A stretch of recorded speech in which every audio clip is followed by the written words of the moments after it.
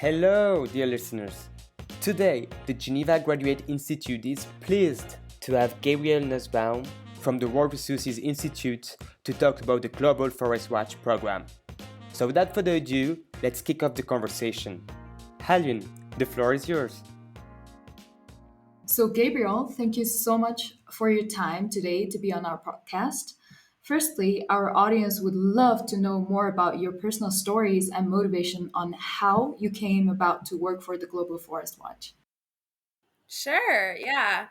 So I've been working for Global Forest Watch now for about 6 years. And I think I've always been interested and thought, environmental issues are really important. It's important for the world, important for our future.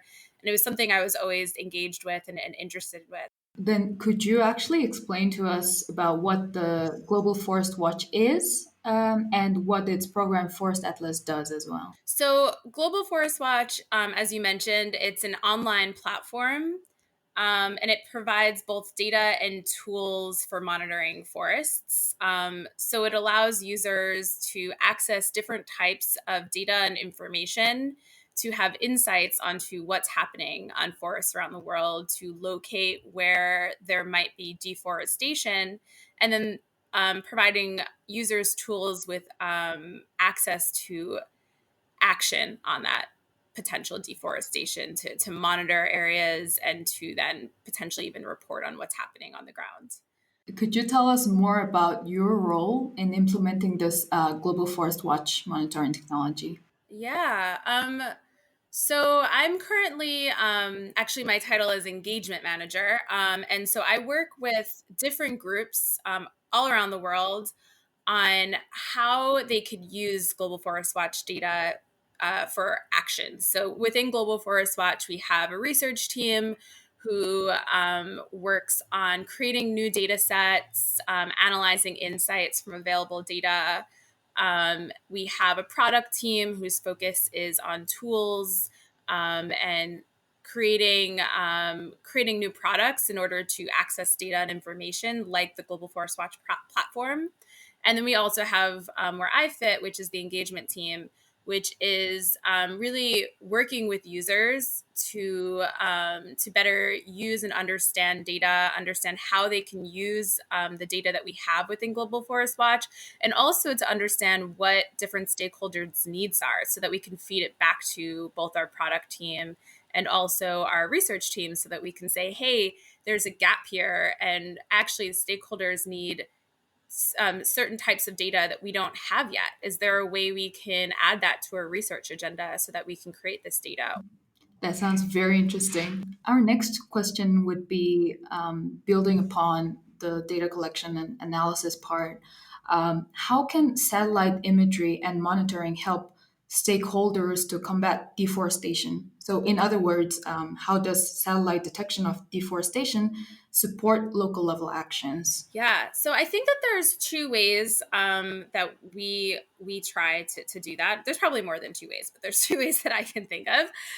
So, firstly, one of the ways that satellite imagery can help is providing an unbiased um, insight into what's happening in forest, right? So it allows users to get a clear idea of what's happening without having to go into the field where it might be dangerous. In some areas, there might be landmines. It might be hard to do like field observations, and it can often be flawed.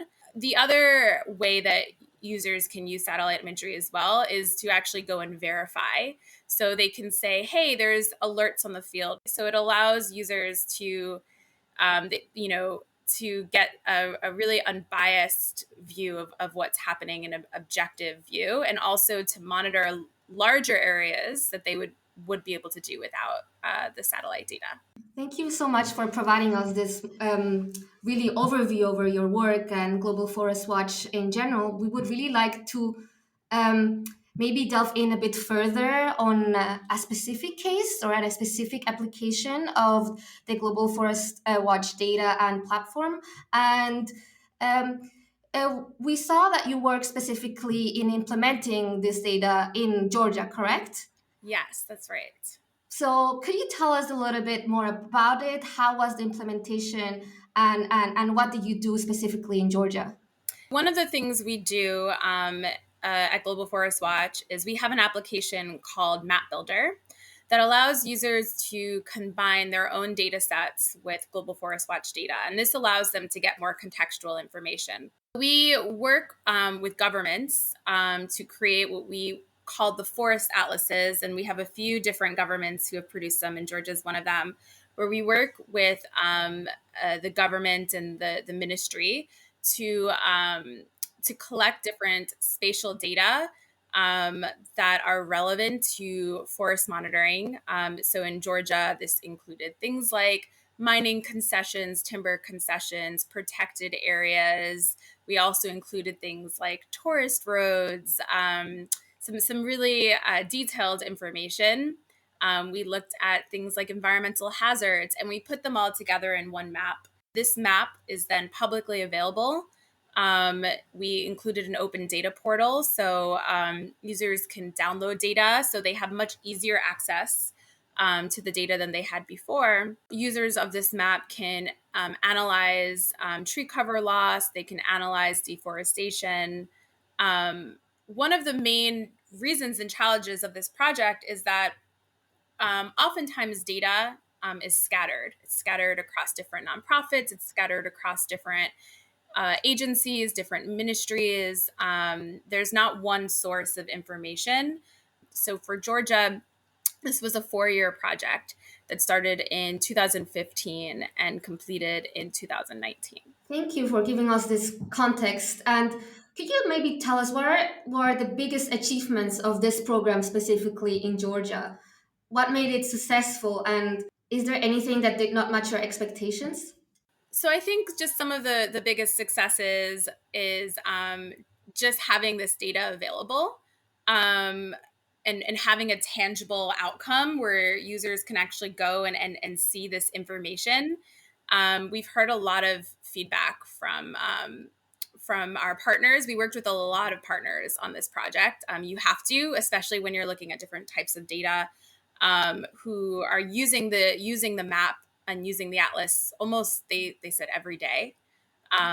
So that was a really good outcome for us to know that this was being used. We've had examples in creating the map where one of our partners who was creating a new data set discovered that there was logging happening in an area, or official logging. So this was legal, but in an area where the permit should never have been given because it was on a slope that could have caused or was causing a lot of erosion.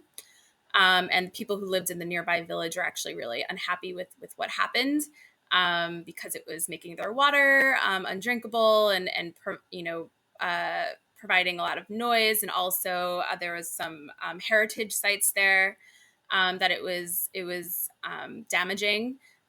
So this local NGO, it's named SEN, organized a meeting between the government and the local villagers, and they had an outcome where they agreed to move the permit to another area. So you just mentioned a lot your collaboration with this diverse set of stakeholders. So we would like to go a bit further and like explore this topic further, specifically how you collaborate with governments and local communities. So could you maybe elaborate a little bit on that? How is your collaboration with these two really key stakeholders? Government is really, really important. In order to implement anything, you can have the best data in the world, but if there's no political will to do anything about it, then nothing will happen. So government is super key in order to actually implement action.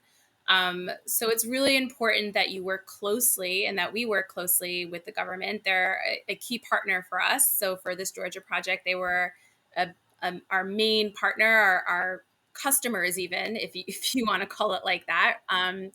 And they were the ones that we wanted to make sure that we're building this for them to use, and that this is something that they will use and they will keep and they will maintain. But we also work really closely with other people and other groups, right? We work closely with research organizations. We work closely with local nonprofits. We're a global nonprofit.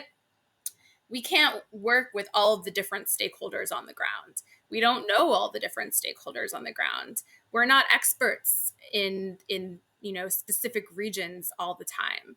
So we really rely a lot on local partners and local partnerships who are those kinds of experts, right? And we feed them the data, but we rely on them to be able to tell us who on the ground could use this data and how. So that's also a really important aspect to our work. Now you like talk a lot about why it's important to engage the government and how you engage them, but we would like to know what are the main challenges working with governmental entities. There's few. Specifically with government, I think with all governments, bureaucracy is always a big challenge. There's a lot of red tape. There's a lot of, if you need this, you need to write an official letter, and it will take 1 month to get a reply. The second major hurdle with working with governments is that some governments, or a lot of governments actually, tend to be underfunded, especially when it comes to forests and conservation programs.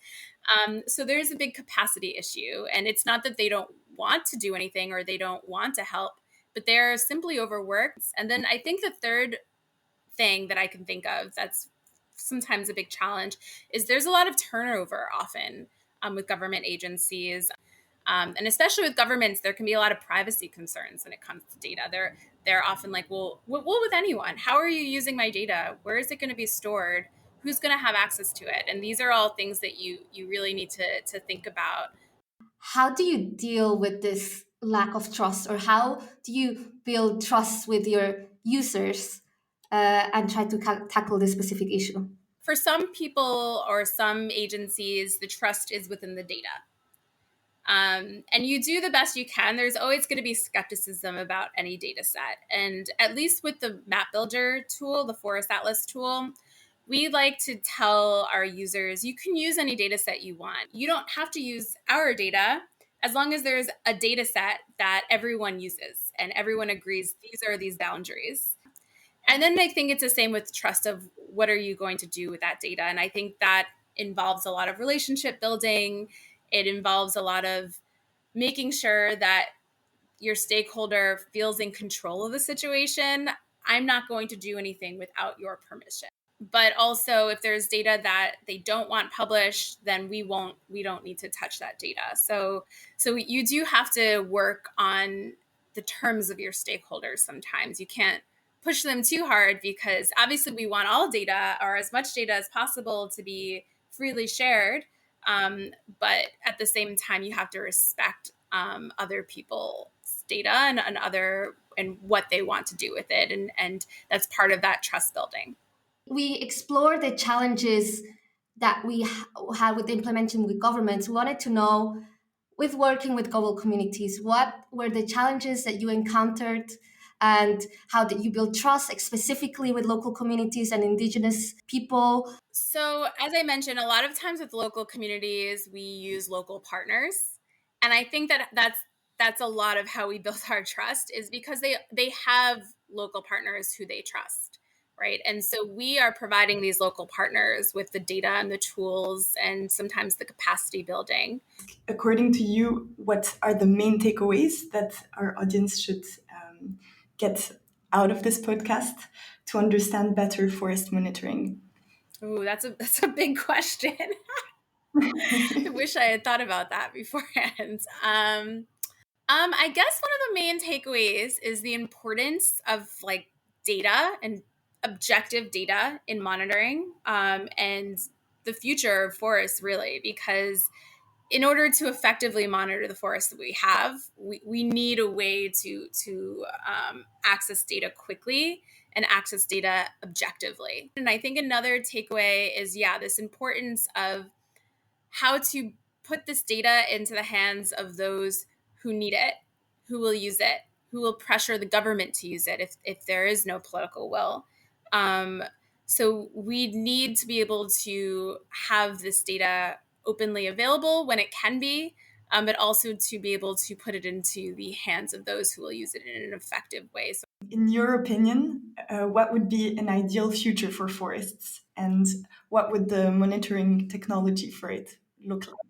but there's no, the thing is that there's no ideal for everywhere, because again, it's so contextual. There's so many different types of forests. We don't even really have the data to effectively manage all different types of forests. That's one challenge. Our data doesn't work as good in some areas as it does in other areas because of the density of the forest, or it's hard for the algorithm to see trees if it doesn't have leaves, for example. Right. So these are things that we're constantly improving on. How can we make our data better for everyone?